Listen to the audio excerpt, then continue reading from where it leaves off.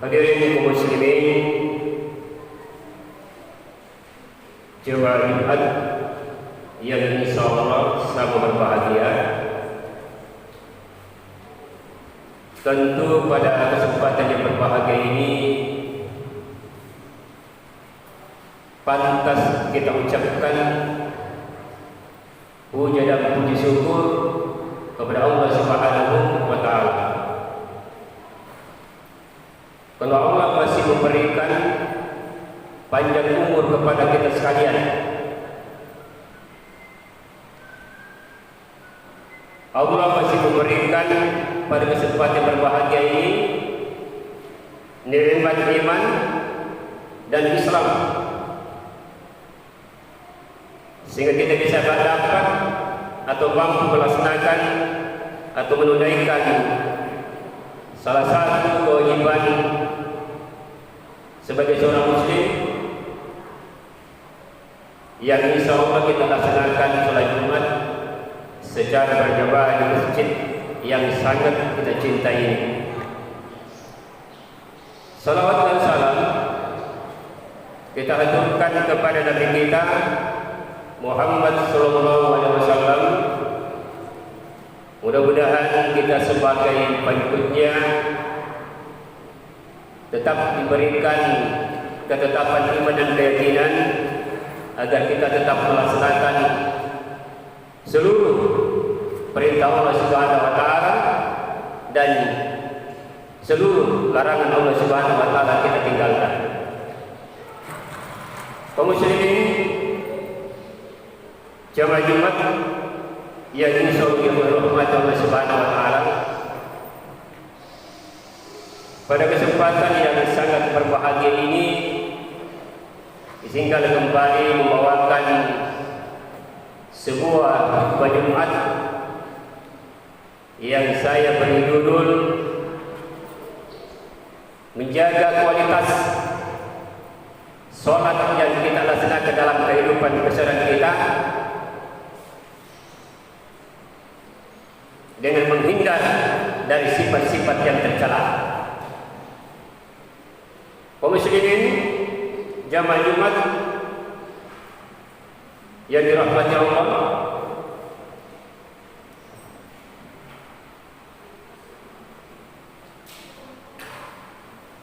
di dalam hadis dijelaskan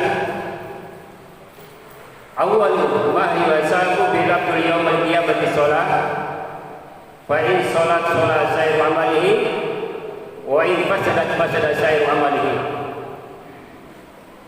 Kata Rasulullah SAW dijelaskan kepada kita sekalian, yang pertama-tama yang akan diperiksa setelah kita meninggalkan dunia ini tidak lain adalah ibadah sholat atau perkara sholat.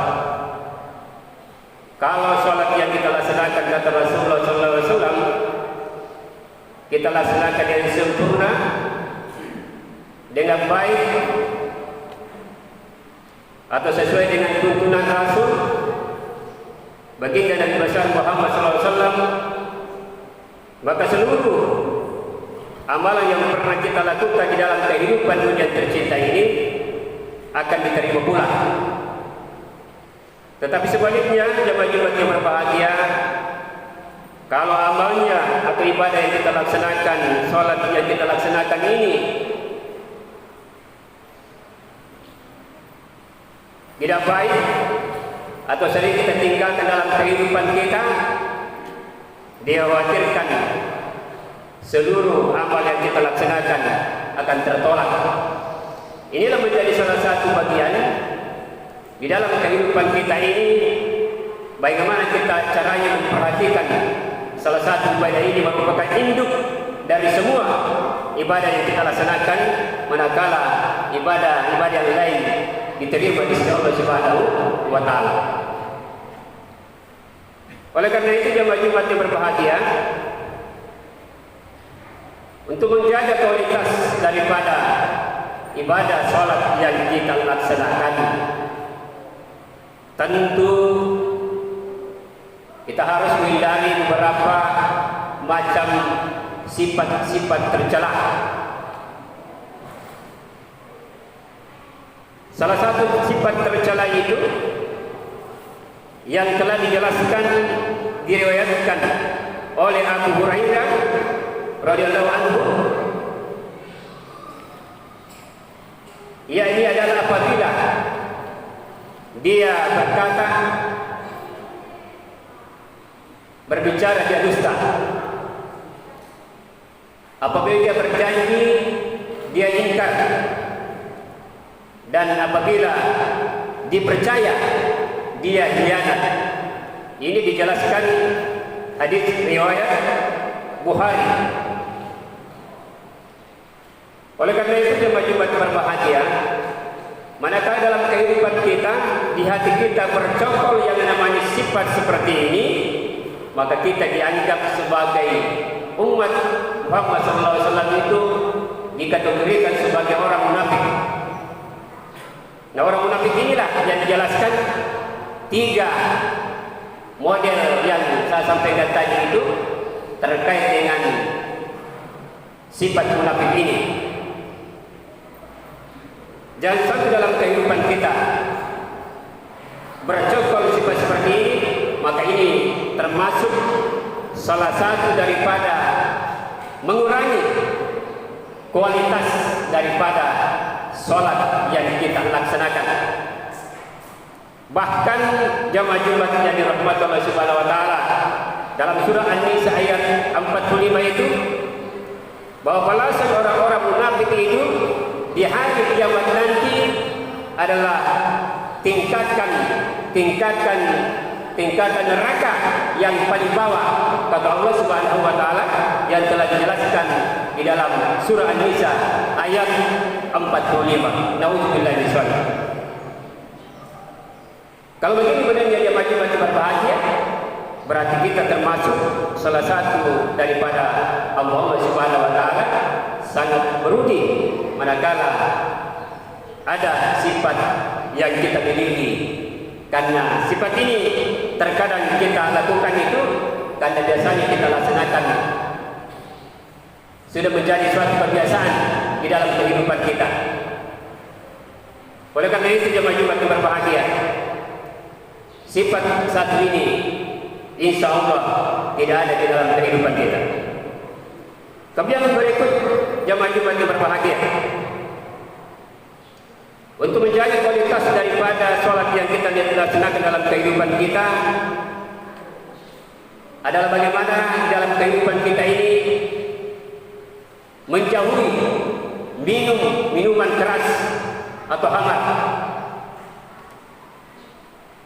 Minuman keras ini atau khamar ini adalah bisa membuat menjadikan beberapa perbuatan maksiat manakala di dalam kehidupan kita, diri kita laksanakan seperti ini.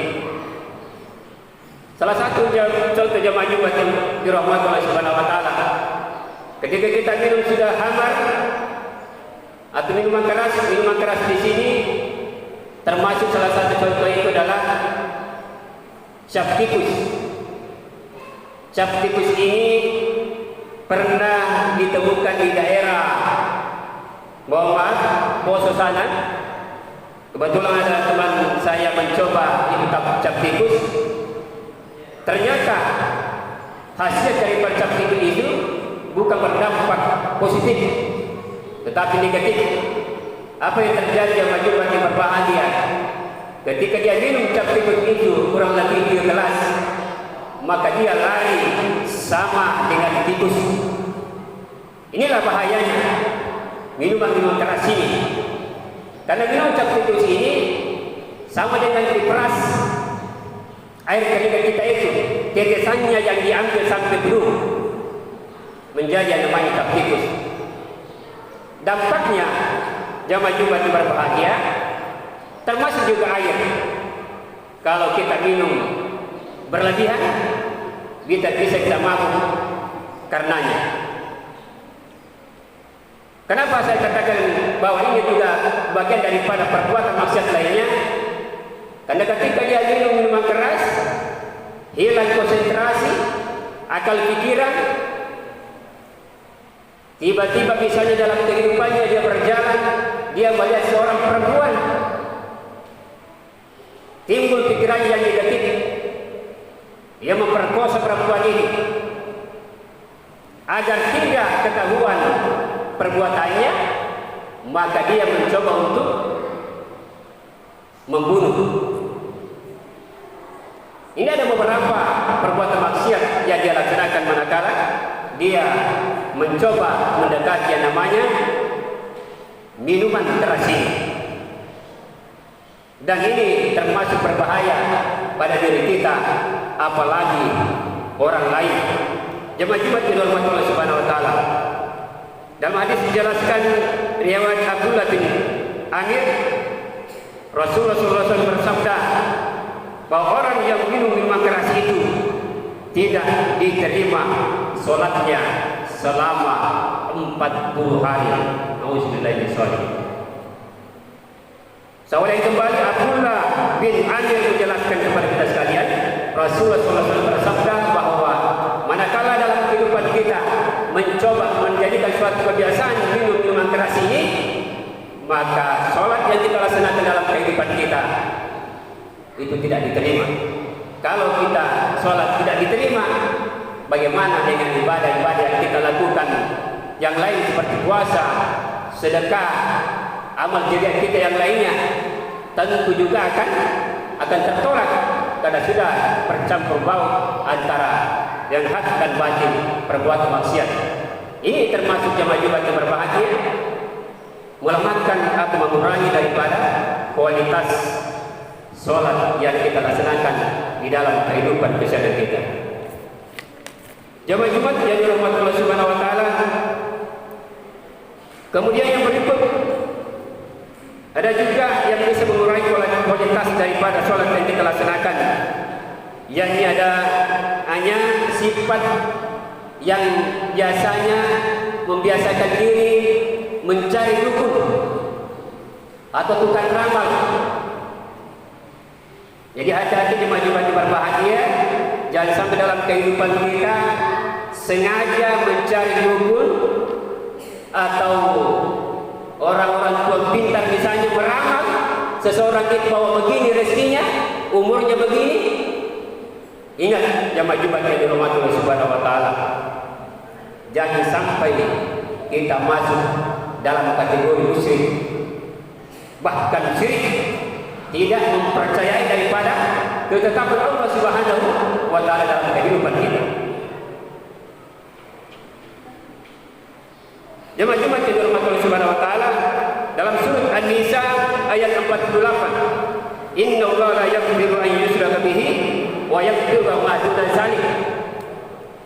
Bagaimanapun besarnya dosa yang kita laksanakan itu masih dalam ampunan Allah Subhanahu wa taala, dijelaskan dalam surat An-Nisa ayat 48. Tapi masuk daripada dosa syirik tidak ada ampunan di hadapan Allah Subhanahu wa taala manakala dalam kehidupannya sering membiasakan melaksanakan sifat yang tercela ini. Bahkan sebelum dia meninggal, dia tidak sempat bertobat. Ini adalah yang dimaksud daripada kita jatuh syirik. Artinya tidak menghargai kalimat la ilaha illallah, tidak mengesahkan Allah Subhanahu wa taala, tapi mendoakan. Ini salah satu daripada sifat yang tercela yang sangat tinggi jamaah-jamaah rahmat Allah Subhanahu wa taala. Jangan sampai dalam kehidupan kita membiasakan melaksanakan kegiatan ini. Yang terakhir, salah satu yang sifat tercela yang menyebabkan salat, kualitas ibadah yang salat kita akan menurun atau hilang, yakni adalah bagi orang-orang mampu dalam kehidupannya, di dalam kehidupan keluarganya itu tidak mau memperhatikan keberadaan keluarga yang tidak mampu, fakir miskin dan lain sebagainya. Tapi insya Allah di dalam kehidupan kita ini tidak terjadi seperti itu. Hanya saja perlu diingatkan, jangan sampai dalam hati kita ada sifat-sifat seperti ini di dalam kehidupan kita, sehingga dapat mengurangi kualitas daripada sholat yang kita laksanakan dalam kehidupan keseharian kita. Inilah barangkali khutbah singkat yang sempat saya sampaikan pada kesempatan berbahagia ini. Mudah-mudahan saja dapat bermanfaat untuk kita semua, terutama diri pribadi kami sendiri, dan dapat diambil mana yang terbaik untuk kita. Barakallahu fil Qur'anil azim wa nafa'ani wa iyyakum bima fihi minal ayati wa dzikril hakim wa taqabbal minni wa minkum tilawatahu innahu huwas samiul alim.